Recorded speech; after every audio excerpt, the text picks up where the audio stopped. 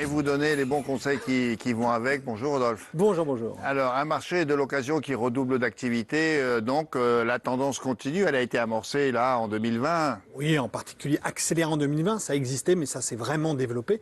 Imaginez-vous, William, qu'un site très connu de tous les Français, le Bon Coin, qui est un site dédié à cette vente d'occasion, figurez-vous que c'est le 6e site le plus consulté de France. Donc ça veut dire que vraiment l'occasion, ça crée, comme on appelle ça, du trafic, c'est-à-dire il y a beaucoup de monde que ça intéresse. Alors la question qu'on peut se poser, c'est pourquoi ?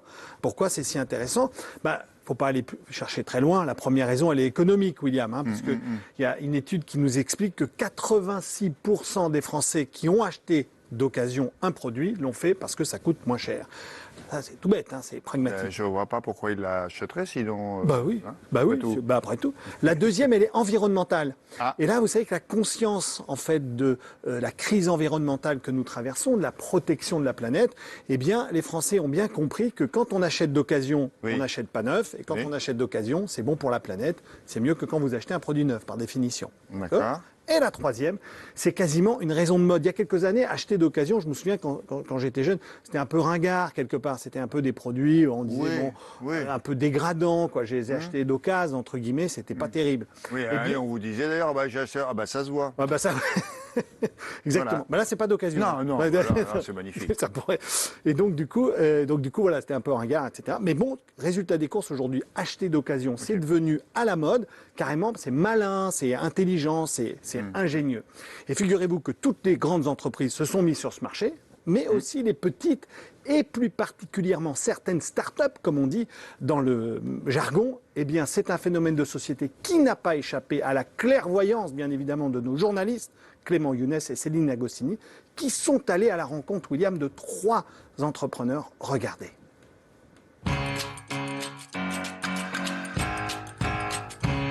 Et si vos vieux livres vous rapportaient de l'argent ? C'est en tout cas ce que propose cette start-up française. Sur la dernière journée, on a quand même reçu 3786 livres, qui est une journée moyenne, comme on fait en ce moment, puisque on a un usage de l'application qui s'est bien développé ces derniers mois. Ces livres ont été envoyés par des utilisateurs via l'application du site qu'ils ont téléchargé sur leur téléphone. C'est très simple en fait, ça marche en 3 étapes. La première étape, c'est de commencer à scanner le code barre de son livre et donc obtenir une estimation. La deuxième étape, il valide son panier, il obtient un bordereau gratuit d'expédition pour déposer tous ses livres d'un coup en Mondial Relais ou en magasin Fnac.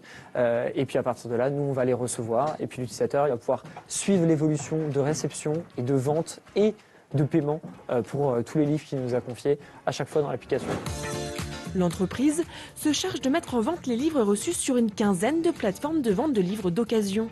C'est seulement une fois la vente faite que les bénéfices sont reversés à l'utilisateur. Mais avant, il faut stocker. Et ça se passe dans ce hangar de la région parisienne. Aujourd'hui, on y trouve 122 000 livres. Et en plus, 122 000, c'est un chiffre à l'instant T, mais en fait, on en a revalorisé plus de 300 000 jusqu'à présent. On en a mis en tout cas 300 000 en stock et on en a déjà vendu un peu plus de 180 000. Les livres qu'on nous envoie, c'est de tout.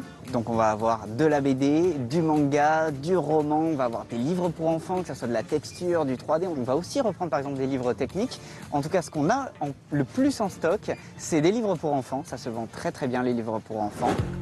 Auparavant, un tri s'opère pour être sûr que la vente se fasse. On va retenir différents critères.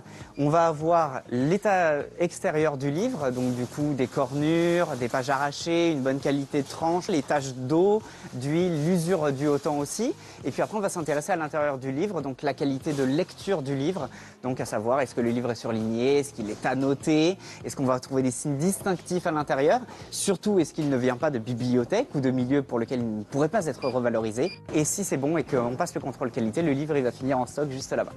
Seuls 2% des livres reçus ne pourront pas être vendus. Ils seront soit recyclés, soit donnés à des associations. Mais est-ce qu'il y a beaucoup d'initiatives similaires? C'est bien ce qu'ils font, ces Ah oui, jeunes. oui, c'est bien, c'est bien. Ils sont très frais, nos jeunes entrepreneurs. Alors, vous savez, ils ont monté ça quand ils étaient à l'école déjà, hein, quand ils étaient étudiants. Donc, vous voyez que ça s'est bien développé. Oui, il y a plein d'initiatives. Je vous ai même trouvé les pépites des sites d'occasion. Alors, j'en ai sélectionné quelques-unes pour vous aujourd'hui. D'abord dans le vêtement, et plus particulièrement dans le vêtement pour enfants, parce que là, c'est vraiment des sites hyper intéressants sur les produits Oui, parce d'occasion. que les vêtements ne sont pas trop abîmés. Eh ben exactement. Ils les portent très peu de temps. Eh ben vous avez raison. Les enfants grandissent plus vite que les vêtements ne s'usent. Et donc là, vous avez un premier site qui s'appelle Il était plusieurs fois. Vous allez avoir l'adresse et ça, c'est très malin. Deuxième élément, dans le sport et là plus particulièrement dans le vélo, un site que je vous ai dégoté ici, c'est Troc Vélo. Là, vous pouvez échanger vos vélos. Le vélo est particulièrement à la mode. Alors un site que j'aime beaucoup là aussi, ça c'est, vous pouvez trouver que ça sur Internet, c'est Murphy. Alors lui, c'est assez malin. Il rachète des produits d'électroménager, même ceux qui ne marchent pas, parce qu'après il les répare et il les revend. Donc comme on le fait pour certains smartphones. On fait exactement, exactement. Il recycle, exactement. Alors après un site dans les produits de luxe, et vous savez qu'acheter des produits de luxe d'occasion, c'est là où vous allez faire les meilleures affaires. Pourquoi? Parce que comme les produits à l'achat neuf sont très élevés, quand vous les achetez d'occasion, vous faites de très grosses économies. Donc là, dans les montres, par exemple, Hortim, oui, parce qu'en fait, la décote est très importante sur le luxe. C'est-à-dire que comme le produit neuf vaut très très cher, eh bien quand il passe à l'occasion, vous avez des grosses économies à faire. Pareil, dans les vêtements de collection, il y a Cadette. Allez voir ça, je ne sais pas si on peut le voir aussi à l'écran. Alors, la dernière trouvaille, je ne savais pas que ça existait, c'est juste en faisant cette chronique géniale. C'est un père et son fils qui ont eu l'idée de vendre sur le site, je vous le donne en mille, via Mobilis. Ils vendent quoi? Regardez, ils vendent des camions et des grues et des tracteurs d'occasion, figurez-vous, et ça, ils le font dans toute l'Europe. Le père et le fils? Le père et le fils, oui, c'est malin. Très bien. Il y a du monde sur ce marché. Là. Oui. Alors comment vous expliquez l'émergence de tous ces sites quand il y a quand même des gros cossos qui sont là depuis longtemps? Alors oui, je l'explique tout simplement parce que parfois, le succès de ce produit d'occasion, c'est à la fois trouver un endroit où vendre son produit quand vous êtes vendeur, mais aussi quand vous êtes acheteur. Et quand vous êtes dans des sites généralistes, parfois vous êtes c'est un peu comme une aiguille dans une botte de foin, si vous voulez. Alors que dans tous ces petits sites spécialisés, et donc résultat des courses, tout de suite, il y a une adéquation qui se fait entre quand vous voulez vendre ou même quand vous voulez acheter. Et figurez-vous, William, et ça, je veux vous donner ça parce qu'on est tous concernés, là, tous ceux, là, on est tous ensemble aujourd'hui. Il y a une étude qui nous dit, on est tous ensemble, William, il y a une étude qui nous dit qu'on a des trésors dans nos greniers, puisqu'en moyenne, les Français auraient entre 1200 et 1300 euros de produits d'occasion à vendre. Donc, intéressez-vous à l'occasion, parce que ça peut faire quand même arrondir un peu les fins de mois. 1200 Oui. Chez nous? Oui. En moyenne? En moyenne, les Français auraient 1200 à 1300 euros de produits à vendre d'occasion qu'ils n'utilisent plus. Donc c'est absolument incroyable. Mais l'émergence de ces petites pépites, là, ces sociétés, ces petits spécialistes, là, c'est une bonne chose pour le consommateur, ça. Ah oui, c'est très très bon, William, et ça va continuer. C'est très très bon parce que plus il y en a, plus on va avoir l'occasion à la fois de pouvoir vendre les produits qu'on n'utilise plus et puis on a l'occasion d'en acheter. C'est une très bonne chose et c'est une tendance qui va se développer pour deux raisons. La première, c'est qu'il y a de plus en plus de secteurs qui vont aller vers ces mini-sites d'occasion et ensuite, parce que c'est publicité par qui? Par les jeunes. Et on sait très bien que le commerce de demain sera le commerce de nos jeunes. Ils adorent ça, l'occasion, les jeunes. Ah oui? Eh oui, ils sont fans. Et les grands groupes, ils savent ça, bien sûr. Ça, tous, donc ils ciblent ça. Ils sont dedans. Ils sont à fond là-dessus. Ok. Merci, messieurs. Vous étiez formidable.